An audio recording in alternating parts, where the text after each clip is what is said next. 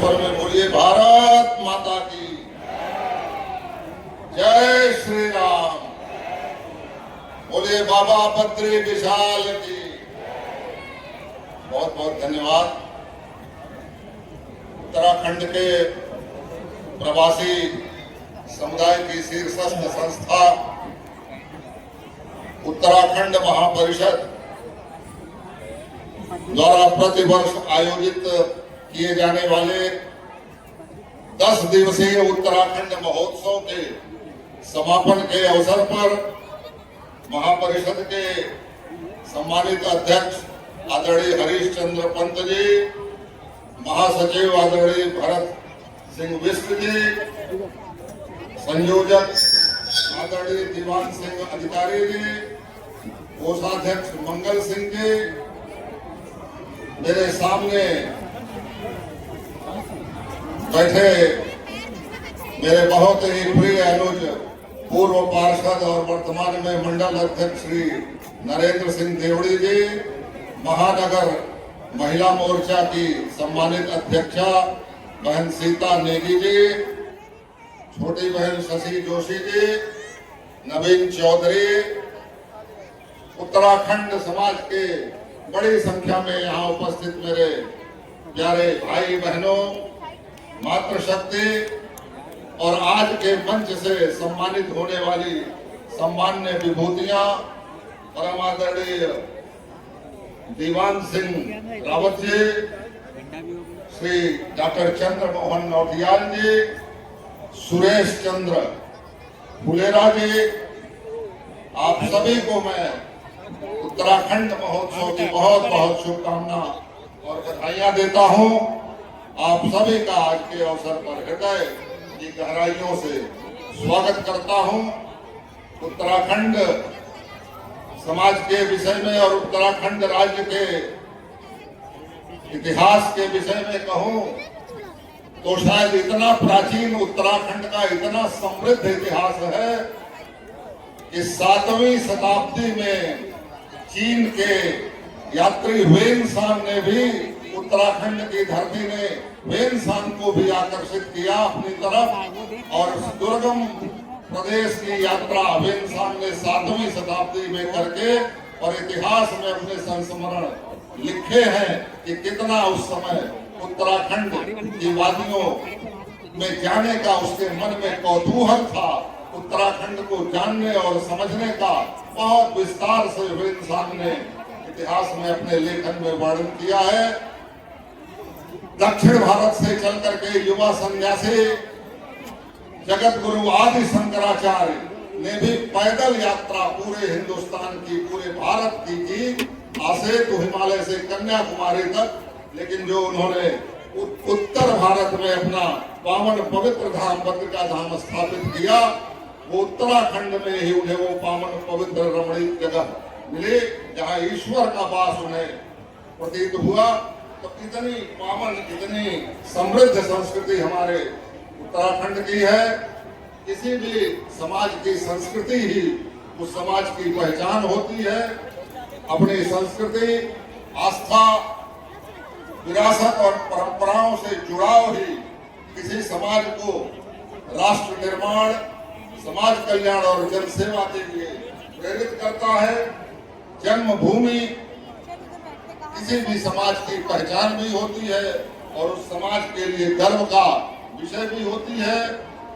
पूर्व में नेपाल की सीमा से लगाकर पश्चिम में हिमालय की कोख में बसे प्राकृतिक सौंदर्य से भरपूर समृद्ध सांस्कृतिक परंपराओं को अपने में समेटे हुए आस्था और विरासत की पवित्र स्थलीय देवभूमि कही जाने वाली उत्तराखंड की वादियां सदैव से लोगों के आकर्षण का केंद्र रही हैं। आध्यात्मिक ऊर्जा से भरपूर उत्तराखंड की देवभूमि को अभी उत्तराखंड स्थापना दिवस के तो उन्होंने अपने संबोधन में कहा कि उत्तराखंड को स्पिरिचुअल कैपिटल ऑफ इंडिया कहा जाना चाहिए। मुझे लगता है कि हमारे ऋषियों मुनियों की तपोस्थली उत्तराखंड भारत का स्पिरिचुअल लैंड तो है ही है, प्राकृतिक सौंदर्य के मामले में हमारा उत्तराखंड यूरोप के स्कॉटलैंड से भी, स्विट्जरलैंड से भी कहीं से कम नहीं है। अपनी लुभावनी, मनमोहक प्राकृतिक सुंदरता, आध्यात्मिक आभा और जीवंत संस्कृति के साथ उत्तराखंड की वादियों ने सदैव दुनिया भर के पर्यटकों को अपनी तरफ आकर्षित किया है।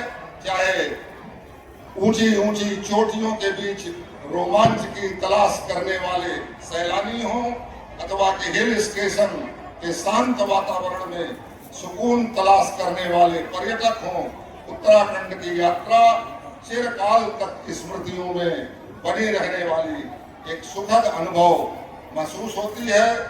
दुर्गम प्रदेश के सम और विषम परिस्थितियों के बावजूद भी, सुविधाओं और असुविधाओं के बावजूद, कठोर भौगोलिक परिस्थितियों के बाद भी पर्वतीय समाज के लोग हमेशा अपनी संस्कृति और आस्था और अपनी विरासत से जुड़े रह करके जिस प्रकार अपनी संस्कृति के प्रति समय समय पर जुड़ाव की अभिव्यक्ति निष्ठा के साथ करते रहे हैं, मैं शीश झुकाकर आप सभी की अपने मातृभूमि के प्रति निष्ठा और सम्मान का नमन करता हूं।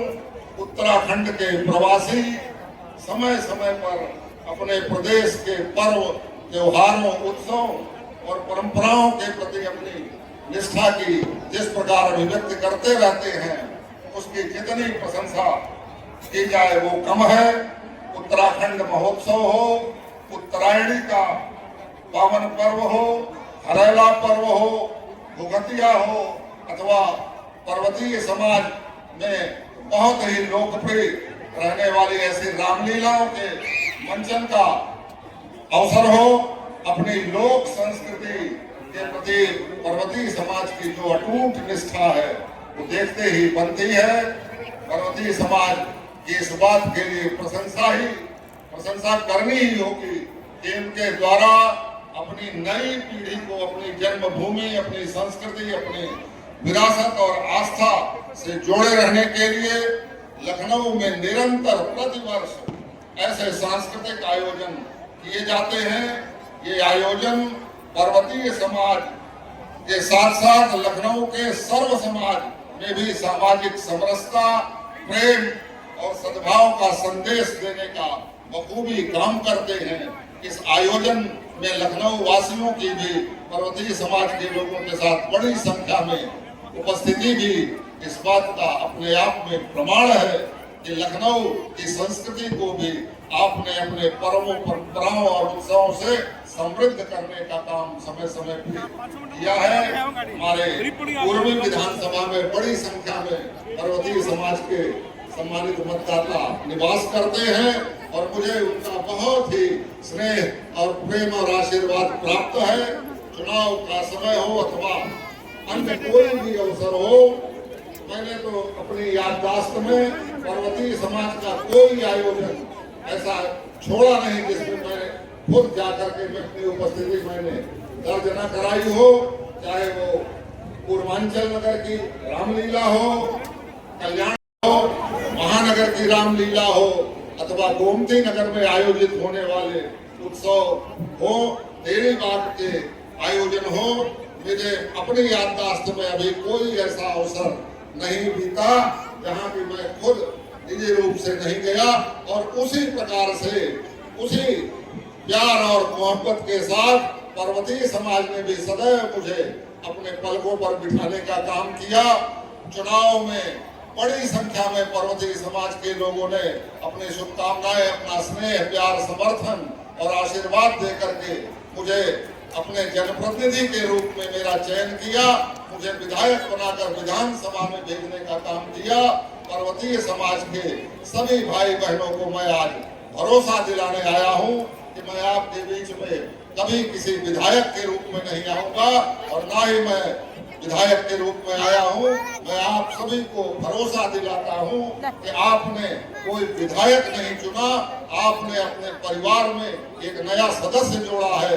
जिस प्रकार से परिवार के सदस्य की अपने परिवार के सुख दुख की चिंता करना जिम्मेदारी होती है, उसी प्रकार सदैव जुड़ा रहूंगा। पर्वतीय समाज के लोग कहते हैं कि पर्वत सबके पानी और जवानी का कोई सानी नहीं होता है। पर्वतीय प्रदेश हमारे देवभूमि तो है ही है, ये वीर भूमि भी कही जाती है। भारत की सेनाओं में जिस प्रकार से पर्वतीय समाज के आने वाले नवयुवकों ने जिस प्रकार से अपने प्राणों का बलिदान देकर भी देश की सीमाओं की रक्षा करने का काम किया है, इतिहास उनके प्रति आदर और श्रद्धा से उनको स्मरण करता है। हमारे पर्वतीय समाज की अब भले जाकर के उत्तर प्रदेश और उत्तराखंड अलग हो गए हैं, मेरी जानकारी में और मेरी अपनी सोच में ये उत्तराखंड और उत्तर प्रदेश भले दो शरीर हैं, ये आत्मा इनकी एक ही है। उत्तराखंड और उत्तर प्रदेश केवल दो शरीर दिखाई देते हैं, इन शरीरों में रहने वाली आत्मा एक ही है। और उत्तराखंड के प्रति उत्तर प्रदेश का तो सदैव से आस्था और आदर का भाव रहा है। उत्तराखंड से आने वाले अनेक महापुरुषों ने, अनेक विभूतियों ने न मालूम कितनी बार उत्तर प्रदेश का नेतृत्व करने का काम किया है। चाहे वो उत्तर प्रदेश के प्रथम मुख्यमंत्री के रूप में पंडित गोविंद वल्लभ पंत की भूमिका रही हो, अथवा कि उत्तराखंड के चंदन कहे जाने वाले ऐसे पर्वत पुरुष हेमवती नंदन जी की भूमिका हो, नारायण दत्त तिवारी जी 4 बार उत्तर प्रदेश के मुख्यमंत्री के रूप में उनका यशस्वी कार्यकाल उन्होंने अपने यशस्वी नेतृत्व से उत्तर प्रदेश का मार्गदर्शन करने का काम किया। और आज योगी आदित्यनाथ जी महाराज के रूप में उत्तराखंड के ही एक लाल ने उत्तर प्रदेश को एक नई पहचान देने का काम किया है। उत्तर प्रदेश को उत्कृष्ट प्रदेश बनाने में, आदर्श प्रदेश बनाने में योगी आदित्यनाथ जी महाराज ने एक पूरे देश में एक ऐसा मॉडल प्रस्तुत किया है कि पूरा देश और पूरी दुनिया में उनकी आज लोकप्रियता की धाक जमी हुई है, उनकी लोकप्रियता की धूम है। तो ऐसा महान हमारा उत्तराखंड भारतीय जनमानस के लिए सदैव से ये एक देवभूमि के रूप में उत्तराखंड को हम लोग मानते आए हैं। हमारे वेद पुराण की रचना भी उत्तराखंड की ही धरती पर रही है। भारत के कोने कोने से बड़ी संख्या में लोग अपनी आस्था की अभिव्यक्ति करने के लिए उत्तराखंड की भूमि पर जाते थे और ये मोक्ष की भूमि रही है। हमारे ऋषियों मुनियों की तपोस्थली रही है। युधिष्ठिर महाराज तक को जब मोक्ष प्राप्त करने की अभिलाषा हुई तो उन्हें भी उत्तराखंड की ही तरफ प्रयाण करना पड़ा। और रामायण काल में हनुमान जी को जब लक्ष्मण जी को शक्ति बाण लग गया तो उनके प्राणों की रक्षा के लिए संजीवनी बूटी के तलाश में उत्तराखंड की ही तरफ जाना पड़ा। और वहीं से आज भी 140 करोड़ लोगों के आस्था के केंद्र हमारी गंगा माता, जो उत्तराखंड हिमालय की गोद से निकल के पूरे मैदानी भूभाग को, हिमालय से लेकर के कन्याकुमारी तक के पूरे मैदानी भूभाग को जीवन प्रदान करने का जीवन रेखा बनी हुई है। ऐसे उत्तराखंड की अनेक सदा नीरा नदियों ने भारत की संस्कृति उनकी गोद में पली और पनपी है। तो ऐसी महान हमारी उत्तराखंड की संस्कृति है। मैं अपने उत्तराखंड के सभी भाई बहनों को शुभकामनाएं देता हूँ आज के दिन। और मैं ये उनसे अपेक्षा करता हूँ कि इसी तरह से आप अपनी लोक परंपराओं के माध्यम से अपने जड़ों से जुड़े रहने का काम जिस तरह कर रहे हैं, अपनी नई पीढ़ी को अपनी संस्कृति से परिचित कराने का काम कर रहे हैं, आप लखनऊ की संस्कृति को भी इसी तरह से अपनी परंपराओं और उत्सवों के माध्यम से समृद्ध करते रहें। लखनऊ में आपका सदैव स्वागत है। लखनऊ और लखनऊ उत्तराखंड के लोगों की एक बड़ी संख्या में यहाँ आबादी रहती है और उत्तराखंड के लोगों को मुझे लगता है कि ऐसा उन्हें अपने घर जैसा ही यहाँ महसूस होता है। बड़ी संख्या में उत्तराखंड में लोगों ने संसाधन के जब वहाँ अभाव हुआ करते थे तो पूरे देश में उत्तराखंड से निकल करके लोग गए।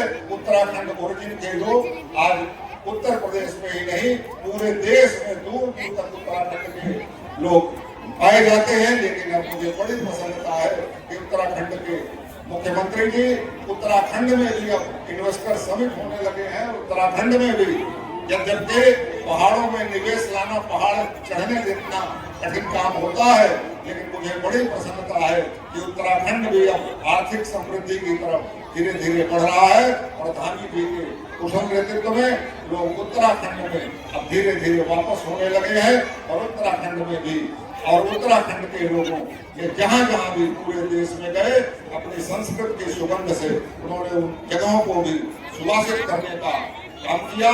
मेरी पूरी सद्भावना पूरा मेरा सहयोग उत्तराखंड के समाज के साथ सदैव रहा है। और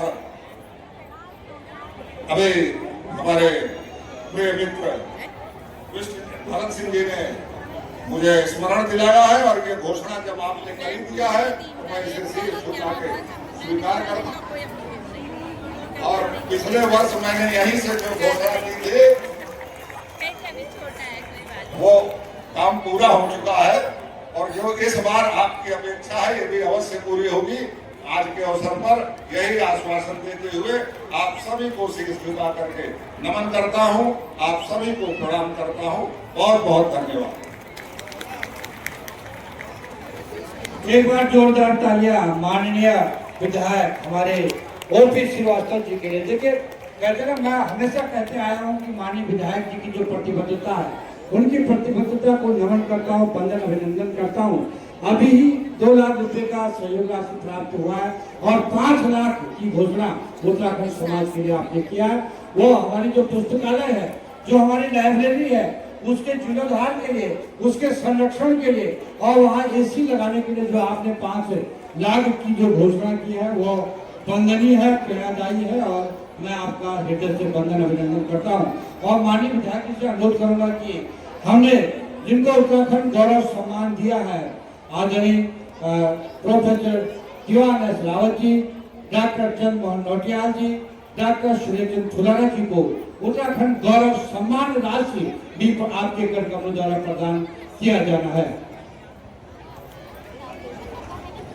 एक बार जोरदार तालियां। हमें गर्व है, हम गर्व की अनुभूति कर रहे हैं और इन महान विभूतियों को समर्पित जिन्होंने समाज, राष्ट्र और मानवता की सेवा में उल्लेखनीय कार्य किया है। और हमारे बीच में माननीय प्रोफेसर कमान साहब